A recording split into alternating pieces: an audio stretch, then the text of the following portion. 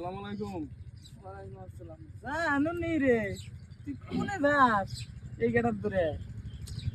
মসজিদে গেছি।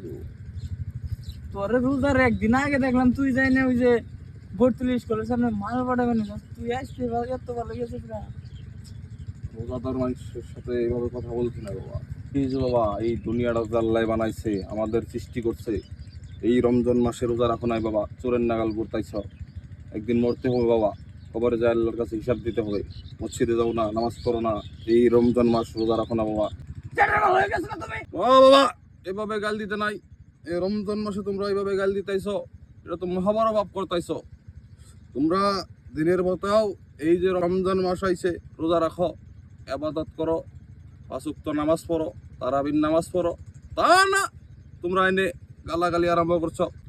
বাবা, রোজা রাখছো তুমি? না, কেন বাবা রোজা রাখো নাই কেন তুমি? ভালো লাগে না। কেন ভালো লাগবো না? যে আল্লাহ বানাইছে, হে আল্লাহ তোমাকে রোজা রাখবার কইছে। এই 12টা মাসের মধ্যে একটা মাস রোজা রাখবার কইছে, কেন বাবা রোজা রাখো নাই? তারাবির নামাজ পড়ছো? না। কেন পড়ো নাই তারাবির নামাজ তুমি? বাবা, একদিন মরতে হবে আমাদেরকে, এই চুপ করে থাকলে চলবে না।